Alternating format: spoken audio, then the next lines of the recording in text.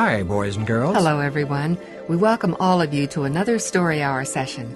Uncle Dan is going to tell a Bible story. It's really the second chapter about a man called Balaam.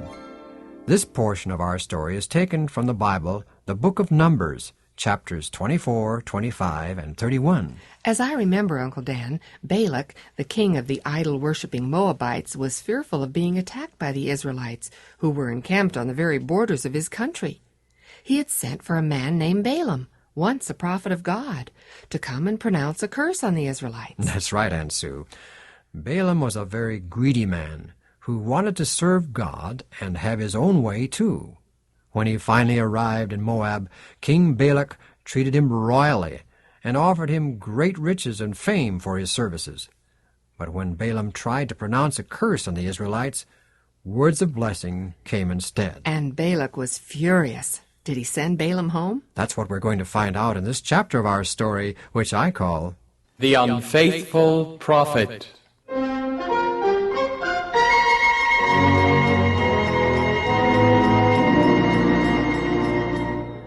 Balaam's failure to pronounce a curse upon the Israelites excited the anger and indignation of King Balak.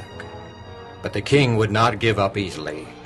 He had gone to great lengths to bring Balaam to Moab, and he would yet prevail upon the greedy prophet to find a way to curse Israel. From their position on the mount, the king and Balaam once more behold the Israelites on the plain below them. From here we can see their entire camp, Balaam. Oh, so many tents. There are over 1 million Israelites down there. Oh, the camp is so orderly. I had been told that the Israelites were a rude, disorganized multitude infesting the country with roving bands that were a pest and terror to the surrounding nations. They're far from disorganized and rude. Just the contrary. They're well-disciplined and orderly.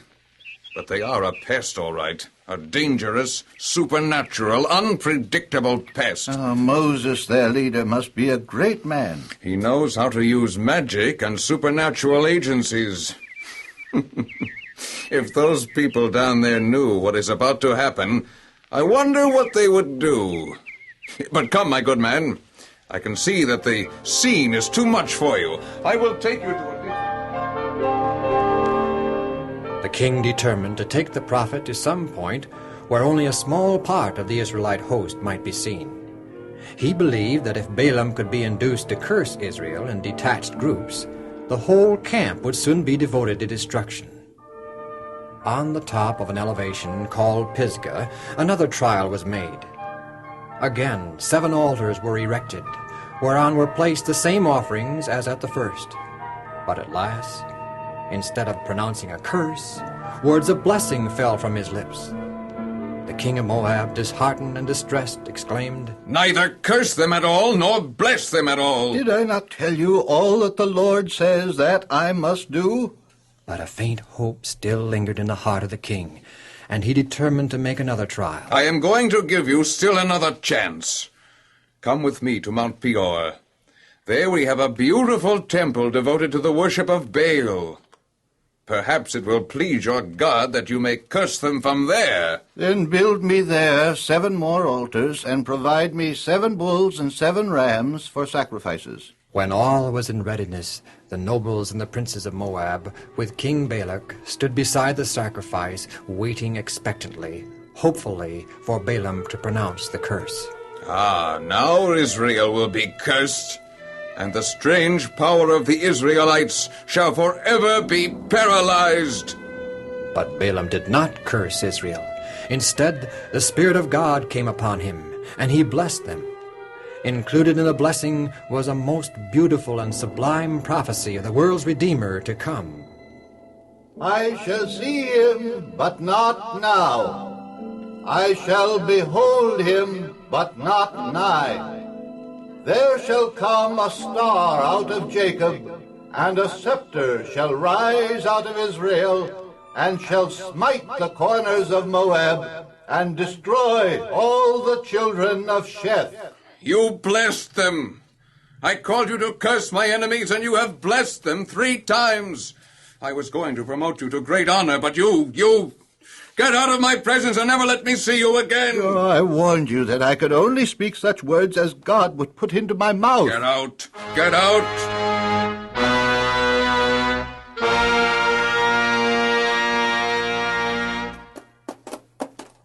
Oh, everything's gone wrong.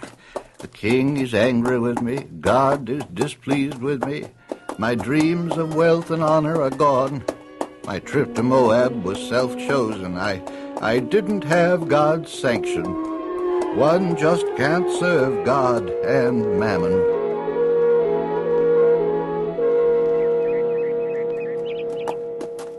Whoa there now. Whoa.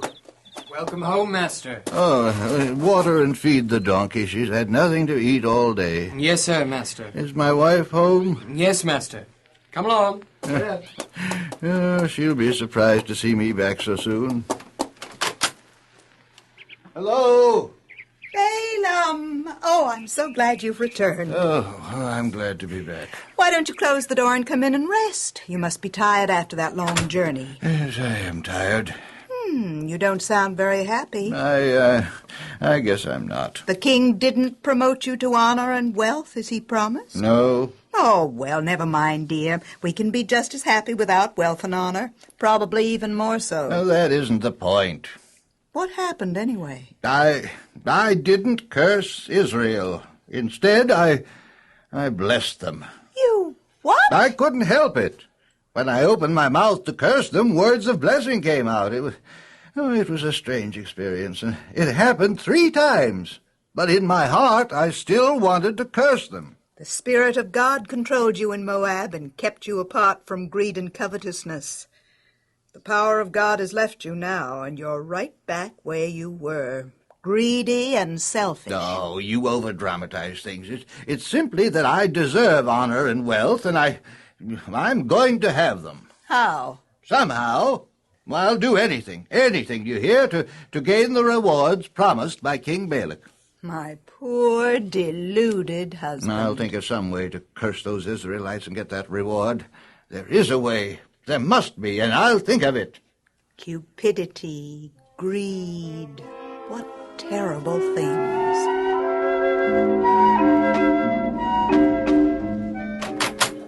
I've got it! I've got it! You have what, Balaam, dear? Oh, I've thought of a way to get back in the favor of King Balak, curse Israel, and receive all the honors and riches promised by the king. You just won't give up, will you? Of course not. Why should I? I finally thought of a way to curse Israel so they'll stay cursed.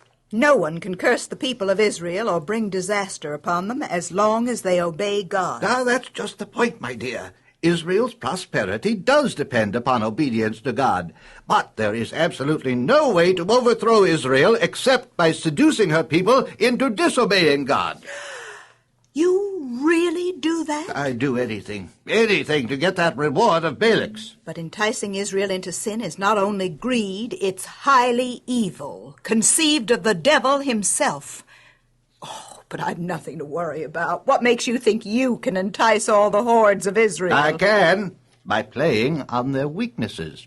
You know their weaknesses? Yes. All mankind has one weakness in common. Israel is no exception. They shall be enticed. Balaam, I beg you, do not do this wicked thing. No use to argue about it. I've made up my mind. But what will become of you? I shall become second in power and honor to the king himself. I don't mean that. I mean what will happen to you in relation to God. Surely he will hold you accountable for any sins you may cause Israel to commit. Am I Israel's keeper? We all have a responsibility to our fellow men, and we do Now have... enough of this. I shall go to Moab and curry the favor of King Balak. Long live the king!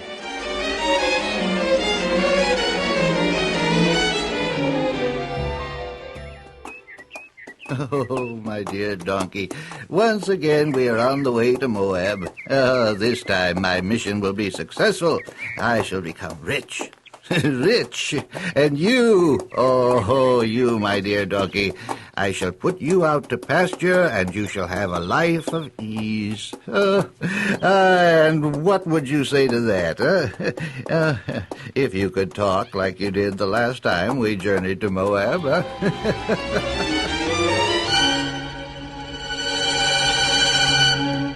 Balaam, prince from Mesopotamia, to see his majesty, great and mighty monarch of all Moab. Balaam? Did I grant him an audience? I think not, your majesty. And I won't. I don't wish to see that pretender again.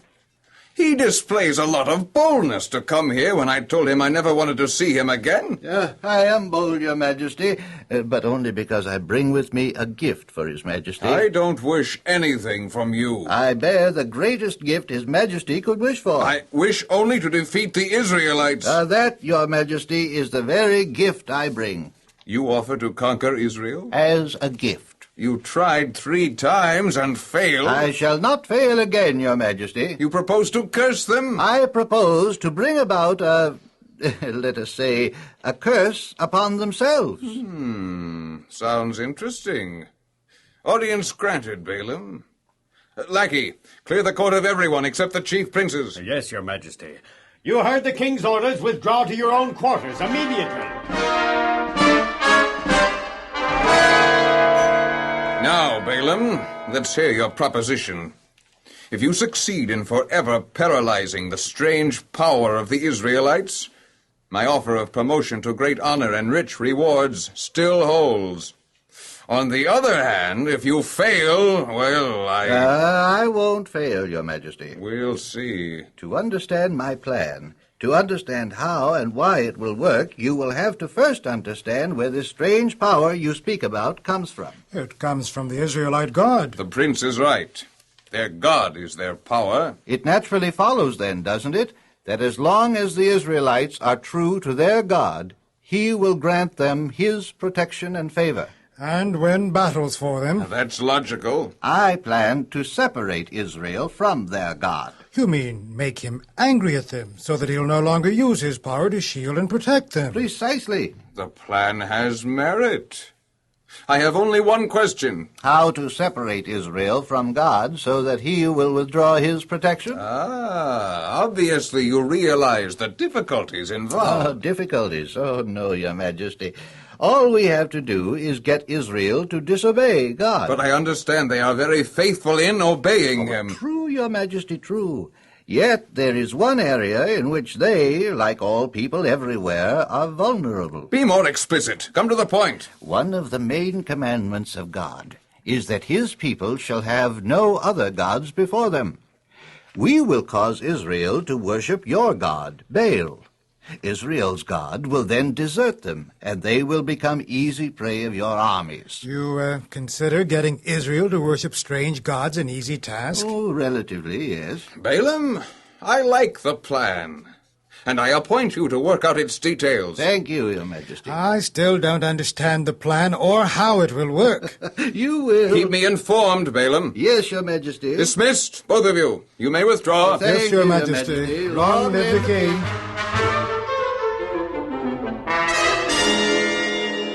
You really believe you can cause Israel to disobey their God? I'm sure of it. It seems impossible that one man alone could bring the downfall of an entire nation. Well, I'll tell you, Prince. You come to my apartment this afternoon, and I'll go into detail just how I'm going to do it. All right? I'll be there.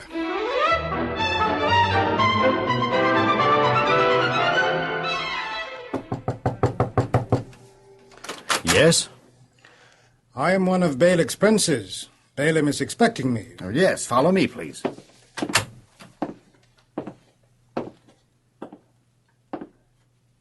He's in there. Go right in. Thank you. Balaam. Oh, good afternoon, Prince. I see you made it all right. Yes, and I'm anxious to hear your plan.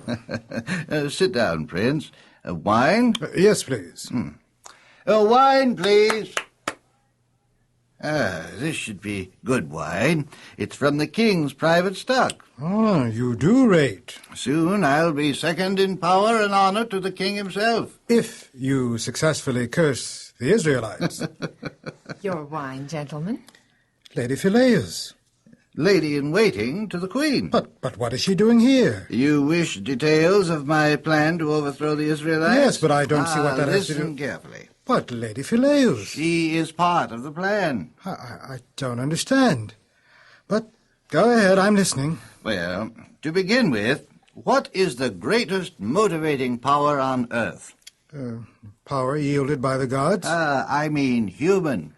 You tell me. Well, there are two basic human motivations, and only two: love and greed. I'm not agreeing, but go ahead. Greed is evil and of Satan. Now, love is good and is of God. They are directly opposed to each other and cannot exist together. That is why, if we can get Israel to commit evil, God cannot remain with them. When they lose God, they will lose their power, and our armies can prevail against them. Yes, I know all that, but what I want to know is how you're going to accomplish this. Oh, through Lady Phileas. You, Lady Phileas? Me. And the help of every beautiful woman of Moab and Midian. Lady Phileas is going to organize those women into groups and lead them in an active campaign against the Israelite men. I'm beginning to understand. These women, one by one, will slip into the Israelite camp. It will be done so subtly that it will excite no alarm or in any way attract the attention of the Israelite leaders, especially Moses. A wise plan, don't you think, Prince? Diabolical. These women will win the friendship of the Israelite men. Now, once their confidence and friendship is won, our women will begin to talk about Baal. They will make Baal worship appear glamorous and dramatic. In time, the men of Israel will begin to follow the suggestions of our women, and they will attend the heathen rites and engage in idol worship. Then our armies will strike and win. I'll admit I don't see any fault with the plan, Balaam. That is, if Lady Phileas can organize our women and direct them. You underestimate the power and discipline of women. Then you think you can do it? I'm positive. Oh, there are many things that I'll do to help. For one thing, the Israelites consider me a prophet of the true God. Now, consequently, I have some influence over them. I'll see some of them, talk to them. First, I will make certain arrangements with King Balak,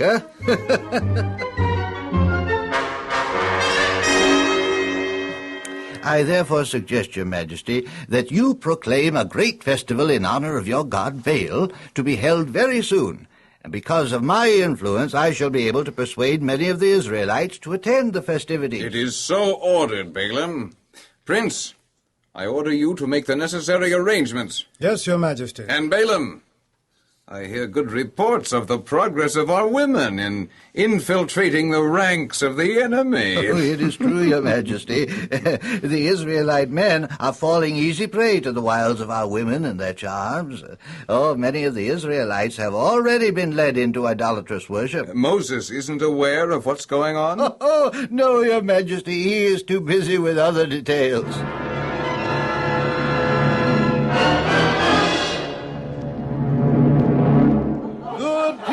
Israel, may I have your attention now, please?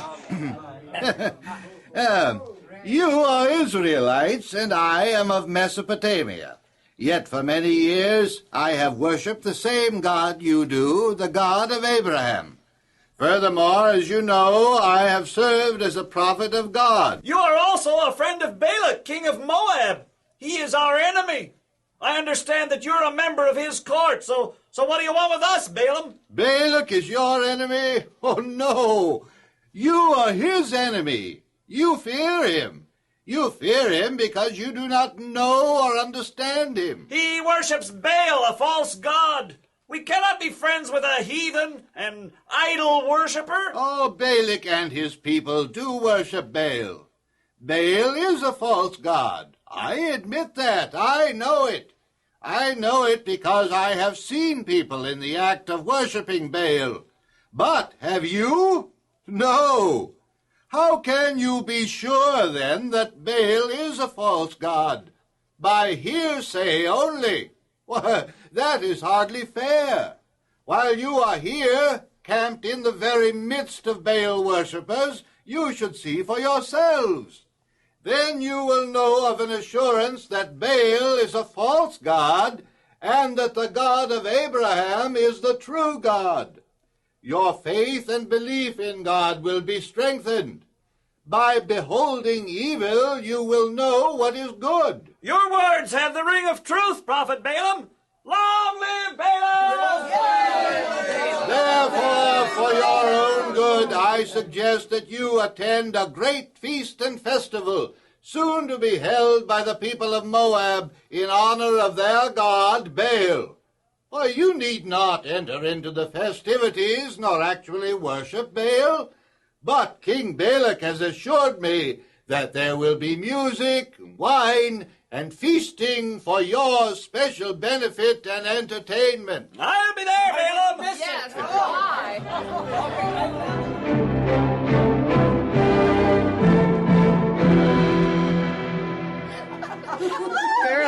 Girls, your attention, please. You're all here, as you know, to make final plans for the feast and celebration of Baal. First, I want to congratulate you. Many Israelite men are already openly worshiping our gods in preference to their God. We did it for our country and our king. Long live the king! Yes, long live the king! Well, Balaam, who originated the plan, sends his personal greetings and congratulations. Hooray for Balaam! But best of all, girls, your king, King Balak, the great and mighty king of Moab, is personally aware of the efforts that you've made for him and your country. And he, too, sends his personal greetings and congratulations. Long live the king! All that you have done in the past to persuade Israel into worshiping Baal will be finalized in the forthcoming feast and celebration. You'll cause the downfall of 2 Israelites, where you have caused only 1 in the past. We expect thousands and thousands of Israelites there, and through your influence, we expect to seduce them to offer sacrifices to Baal and worship him. Then our armies will attack, and that will be the end of the Israelites. All because you women of Baal have done your duty for your king and your country. Hail to our Balak! Long live the king! Long live the king! Hooray! Hooray! You may come forward, Prince Balaam. Long live the king. I am told, Prince Balaam, that everything is in readiness for the final blow to the Israelites. Oh, yes, Your Majesty. Tomorrow begins the feast of Baal.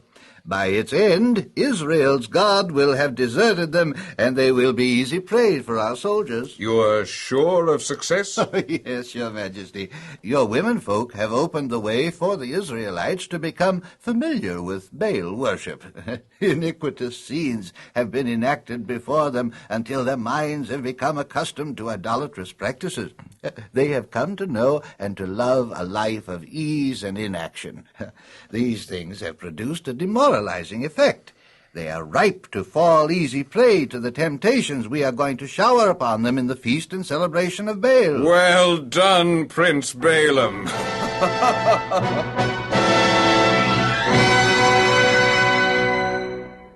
The great feast and celebration to the god Baal began. There was music and dancing. Great numbers of Israelites joined Balaam in witnessing the festivities. At first they watched from a distance. Then, little by little, they drew closer. Finally they ventured upon the forbidden ground itself. Thus they began to become entangled in Satan's snare.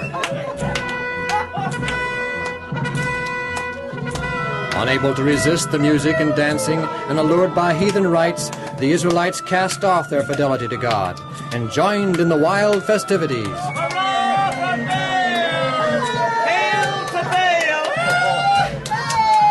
Baal! Indulgence and mirth, feasting and wine beclouded Israel's senses and broke down their barriers of self-control. Having thus defiled their consciences, they were persuaded to bow down to idols.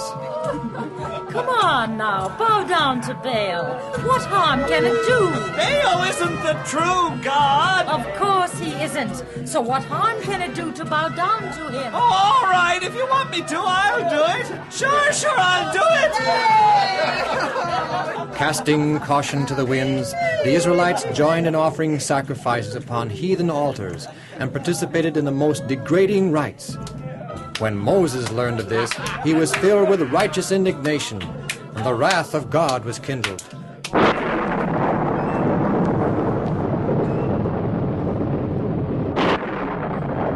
By swift coming judgments, the people were awakened to the enormity of their sin. A terrible pestilence broke out in the camp. to which tens of thousands speedily fell a prey. God commanded that the leaders in this apostasy be put to death by the magistrates. All felt that the punishment was just, and the people hastened to the tabernacle, and with tears and deep humiliation confessed their sin. Help us, Lord. Oh, God, hear us. And God's wrath was appeased, and he once again became their divine leader and protector. Meanwhile, the unfaithful prophet Balaam continues with his plans. Oh, well, my dear, I've got to go. I'm going to join the king's forces in battle against the Israelites. You are going to war, but you're not a soldier. You know nothing of fighting battles. Oh, but I am a prince of Moab now. As such, it is my duty to be at the head of the fighting. But you'll be fighting against your own people and against God. The Israelites aren't my people anymore. And God? What has he ever done for me? Anyway, after this one battle, I can retire and enjoy the riches of Moab. I'll have honor, wealth, and riches. We can sit back and enjoy life. You are greedy. I just want my just dues, that's all. I'll see you after the battle to enjoy the fruits of my greed, as you call it.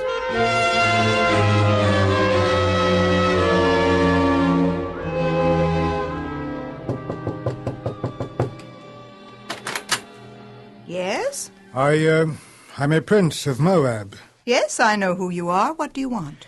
I just came from the battlefront, and well, your husband, Prince Balaam. What about my husband? Prince Balaam was killed. Killed?